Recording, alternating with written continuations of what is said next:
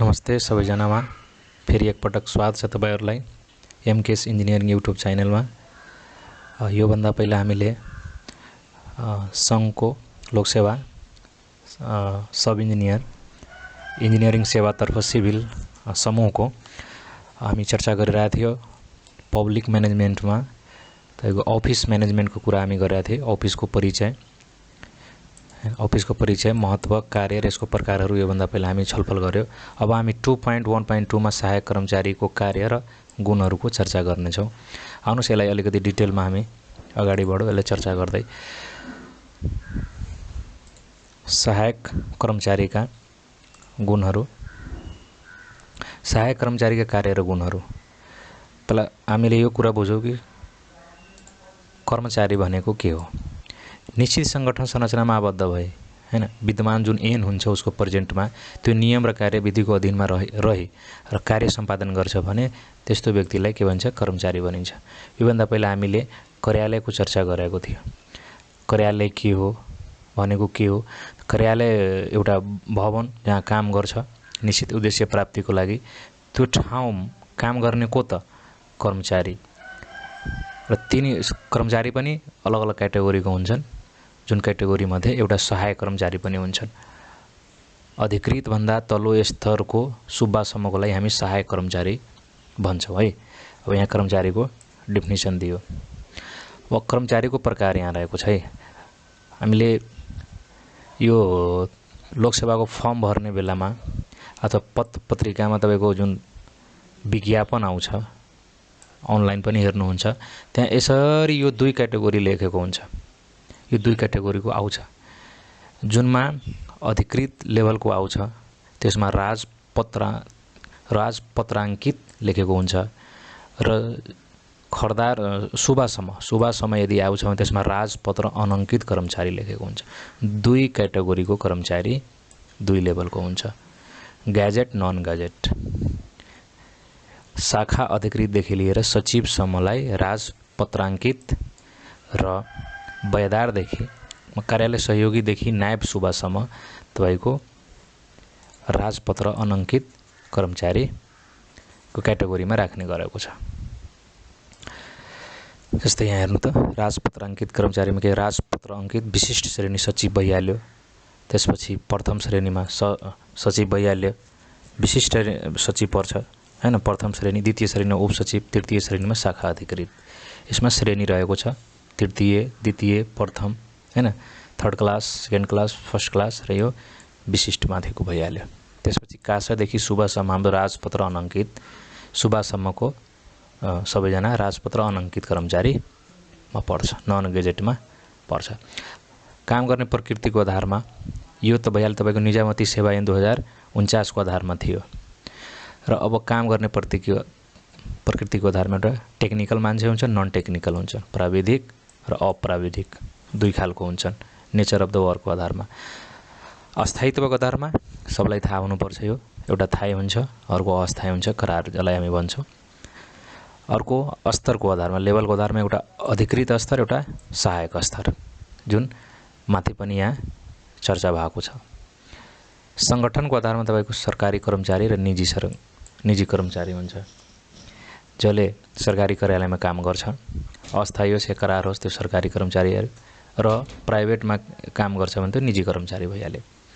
छनौटको आधारमा, एपोइन्टमेन्टको आधारमा योग्यतामा आधारित हुन्छन्, योग्य हैन, र अर्को नियुक्तिको आधारमा हुन्छ। सहायक कर्मचारी, अब यहाँ अलिकति कन्फ्युजन हुन्छ। योग्यताको आधारमा भनेको के हो कर्मचारी? जस्तै नेपाल सरकारलाई अथवा कुनै निकायको कुनै लेभलको सरकारलाई कुनै एउटा सल्लाहकार विज्ञ चाहिन्छ भने त्यो एउटा उसको योग्यताको आधारमा त्यसलाई नियुक्ति गर्छ।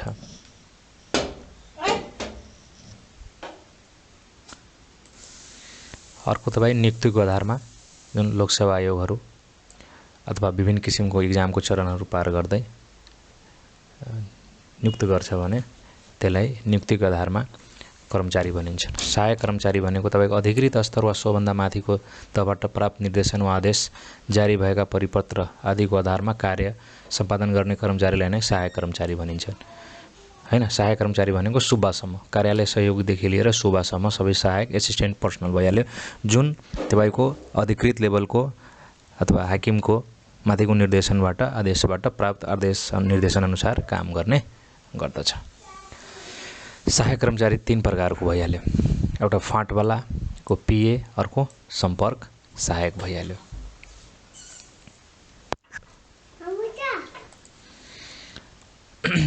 अर्को सहायक कर्मचारीका कार्यहरू के काम गर्छ त? अफिसमा त बस्छ, के काम गर्छ त? रेकर्डलाई के गर्छ? म्यानेजमेन्ट गर्छ, फाइललाई त राम्रो मिलाएर राख्नु पर्यो। र त्यसपछि तपाईँ अफिसमा कुनै अफिसमा जानुहुन्छ भने दर्ता चलानी गर्नको लागि बसेको हुन्छ, कर्मचारी नै बसेको हुन्छ हैन। डिस्प्याच गर्न, रजिस्ट्रेसन गर्न, डिस्प्याच भनेको तपाईँको चलानी गर्न। अर्को एउटा सर्भिस दिनको डेलिभर गर्नको लागि बसेको हुन्छ। अर्को सूचना व्यवस्थापन हैन, इन्फर्मेसनलाई म्यानेजमेन्ट गर्नको लागि हुन्छ हैन। अर्को निर्देशन पनि पालना गर्नुपर्ने हुन्छ। सार्वजनिक सम्पत्तिको संरक्षण, प्रोटेक्सन अफ पब्लिक प्रपर्टी गर्नुपर्छ। अर्को नीति कार्यान्वयन, पोलिसी इम्प्लिमेन्टेसन गर्नुपर्छ। सरकारमाथि मन्त्रालयबाट जो नीति नियम पोलिसी बनाएर पठाउँछ त्यसलाई के गर्नुपर्छ? कार्यान्वयन गर्नुपर्ने हुन्छ। र अर्को रिपोर्ट तयार गर्नुपर्ने हुन्छन्। एक्टिभ पार्टिसिपेसन, कुनै कार्यक्रम भइरहेछ भने एक्टिभ पार्टिसिपेसन हुनु पर्यो। र गुड्स म्यानेजमेन्ट हैन, जिन्सी व्यवस्थापन, सामानहरूको व्यवस्थापन गर्नु पर्यो। जसरी हाम्रो नगरपालिकामा स्टोर शाखा हुन्छन् त्यो व्यवस्थापन गर्ने कार्य हुन्छ।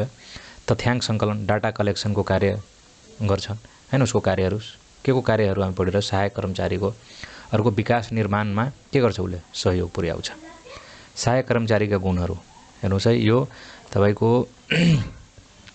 उसले कुनै पनि कर्मचारी एउटा अफिसमा हुँदाखेरि त्यसलाई जहिले पनि पोजिटिभ हुनुपर्छ, सकारात्मक हुनुपर्छ। त्यसले जतिखेर पनि नेगेटिभ कुराहरू गर्नु हुँदैन। यो भयो गुणहरू। सकारात्मक सोच हुनुपर्छ, गतिशीलता हुनुपर्छ, एक्टिभनेस हैन, कोअपरेटिभ हुनुपर्दछ, मिलनसार, समयको पालना गर्ने मान्छे हुनुपर्छ, सबैसँग फ्रेन्डली व्यवहार गर्नुपर्ने हुन्छ हैन, हुनुपर्दछ। सदाचार एवं नैतिकता हुनुपर्छ, शिष्टाचार हुनुपर्छ, आत्मविश्वास हुनुपर्छ, नियम विधि कानुन पालना गर्नुपर्ने खालको हुनुपर्छ। संयमता अपनाउनु, त्यसमा गुण हुनुपर्छ। नियमितता हुनुपर्छ, रेगुलरिटी। अर्को तपाईँको विश्वसनीयता हुनुपर्दछ। यो त भइहाल्यो हाम्रो तपाईँको सहायक कर्मचारीका भनेको के हो हैन। सहायक कर्मचारी भनेको के हो, उसको कार्य के हुन्छ, यसको बारेमा हामीले चर्चा गर्यौँ। योभन्दा पहिला कार्यालयको चर्चा गरेको थियो र अहिले सहायक कर्मचारीको बारेमा हामी डिटेल छलफल गर्यौँ। अब यसपछि हामीले कार्यालयको स्रोत र साधनको कुरा गर्छौँ। कार्यालयको स्रोत र साधन, कार्यालयका लक्ष्यहरू, उद्देश्यहरू हासिल गर्न आवश्यक पर्ने मानव त हुनु पर्यो, भौतिक, प्राविधिक लगायत स्रोत साधन नै के हो त? कार्यालयको स्रोत साधन हो। कार्यालयको प्रकृति अनुसार आवश्यक पर्ने सबै किसिमको स्रोत साधनलाई नै कार्यालय स्रोत भन्दछ। के स्रोत हुन सक्छ त? हेर्नुहोस् त, मानवीय स्रोत हुन्छ नि, प्रमुख त त्यही हो, मेन जीवित हैन, लाइफ मेन स्रोत त त्यही हो। कार्यालय जनशक्ति भइहाल्यो, प्रशासनिक प्राविधिक कामको लागि। अर्को प्राविधिक कर्मचारी दक्ष, अदक्ष र हैन, स्किल्ड, अनस्किल्ड भइहाल्यो। अर्को भौतिक स्रोत, फर्निचर, भवन, यो भइहाल्यो। वित्तीय स्रोत, सञ्चालनको आर्थिक सम्पत्ति त चाहिन्छ, बिना आर्थिक सम्पत्तिको त गाह्रो छ। अर्को साधन तथा उपकरणजन्य स्रोतहरू, गाडी, मोटरसाइकल विभिन्न हुन्छ नि, तपाईँ हामी हेर्नुहुन्छ पालिकाहरूमा हैन। प्रविधिगत स्रोतहरू जस्तै computer, internet, telephone, fax, printer. अर्को बौद्धिक सम्पत्ति भनेको बौद्धिक क्षमताको स्रोत। कार्यालय स्रोत साधन निम्न अनुसार पनि वर्गीकरण गर्न सकिन्छ, जस्तै सजीव, निर्जीव, मानवीय, अमानवीय, देखिने, नदेखिने हैन। नदेखिने भनेको सफ्टवेयरहरू हुन्छ नि त। अर्को चालु र पुँजीगत हैन। बजेट हाम्रो यो 2 क्याटेगोरी हुन्छ नि, चालु र पुँजीगत हैन। पुँजीगतमा निर्माणको कार्यहरू हुन्छन् हैन। चालुबाट हाम्रो तलब भत्ताहरू हुन्छ। नगदी र जिन्सी हुन्छ हैन। आन्तरिक र बाह्य हुन्छ, भौतिक र अभौतिक हुन्छ। कार्यालयमा स्रोत साधनको आवश्यकता किन पर्छ त? मानव स्रोत मार्फत अन्य सबै किसिमको स्रोत साधनको परिचालन गर्नु पर्यो। कार्यालय सञ्चालनको आधार नै कार्यालय स्रोत साधन हुन्। कार्यालयले लिएको लक्ष्य उद्देश्य हासिल गर्न, सेवा प्रवाहमा सहजता ल्याउन, गुणस्तरीय काम गर्न, भौतिक निर्माण कार्य गर्न, भौतिक सामग्रीको प्राप्ति गर्न, हैन, व्यवस्था कार्य सम्पादन गर्न, हैन, सूचना तथा सञ्चार प्रविधिको प्रयोग गर्न आधारभूत कार्यहरू सञ्चालन गर्नुपर्ने हुन्छ। आवश्यकता त यसैको लागि हो नि। यो सबै भइहाल्यो। कार्यालयको किन आवश्यकता स्रोत साधनको पर्छ कार्यालयमा? कार्यालय स्रोत साधनका रहेका समस्याहरूको नीतिगत समस्या छ, प्रयोगमा समस्या छ, उपलब्धमा समस्या छ, टाइममा उपलब्ध हुँदैन, कार्यालयहरूमा अनुगमन मूल्याङ्कनमा समस्याहरू छ, सुशासनमा समस्या छ, समाधानका उपायहरू, नीतिगत उपाय, प्रयोगमा सुधार, हैन, समाधानका उपायहरू भइहाल्यो। उपलब्धतामा सुधार गर्नु पर्यो, चाहिने बेलामा चाँडोभन्दा चाँडो उपलब्ध होस्, प्रभावकारी अनुगमन मूल्याङ्कन हुनु पर्यो, स्रोत र साधनको प्रयोगमा सुशासन हुनु पर्यो। कार्यालयमा सञ्चारको महत्त्व, अब कम्युनिकेसन भनेको के हो त है? कम्युनिकेसन सामान्यतया 200 भन्दा बढी पात्रहरूबीच सूचना आदान-प्रदान गर्ने नै सञ्चार हो। एक व्यक्तिले अर्को व्यक्तिलाई निश्चित सन्देश प्रवाह गर्ने क्रममा प्रयोग गर्ने प्रक्रिया, माध्यम, सङ्केत र बुझाइ नै के हो त? सञ्चार हो। कार्यालय सञ्चार कार्यालयको दैनिक कार्य सञ्चालन गर्ने, निर्णय गर्ने र सेवा ग्राहकसँग सम्पर्क स्थापना गर्ने, जानकारी, विचार आदिको आदान-प्रदान गर्ने कार्य नै के हो त?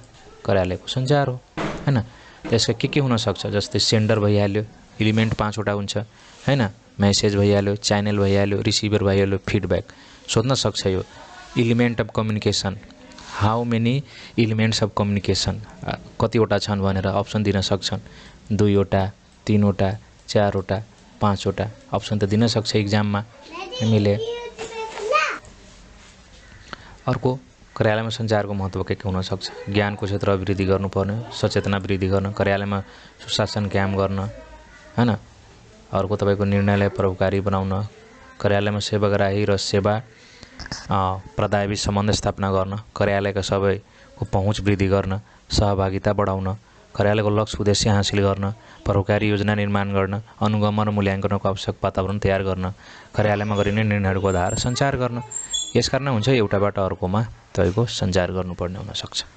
सञ्चारका माध्यमहरू के हुन सक्छ? 4 प्रकारको हुन सक्छ है। एउटा रिटेनवाला माध्यम, लिखित चिठी भयो, टिप्पणी, फर्म, मौखिक, हैन, टेलिफोन, वार्ता, प्रत्यक्ष गफगाफ, साङ्केतिक, हैन, ट्राफिक लाइटहरू हुन्छ नि सङ्केतको रूपमा।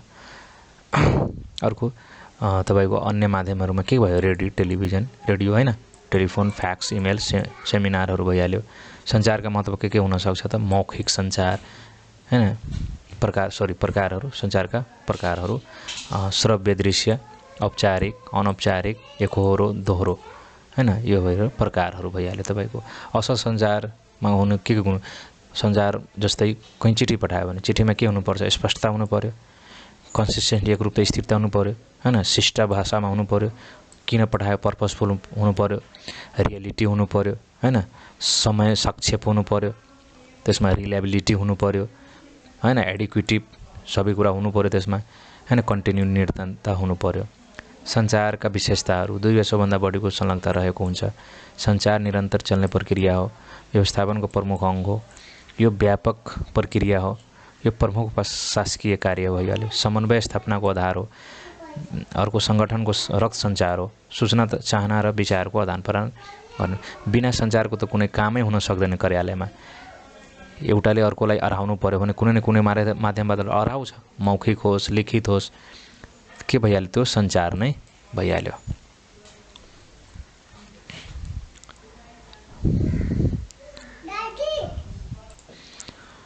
हस् त, धन्यवाद। भिडियो राम्रो लागेमा तपाईँहरूले मन पराइदिनु होला, सेयर गरिदिनु होला, लाइक गरिदिनु होला र केही त्यस्तो तपाईँको मनमा केही विचार आएमा कमेन्ट गरिदिनु होला। यसपछि हामी सुरु गर्नेछौँ 1.1.5 मा कार्यालय अफिस प्रोसिजरको कुरा गर्नेछौँ। त्यसपछि हामीलाई कन्टिन्यू गर्नेछौँ। हस् त, धन्यवाद।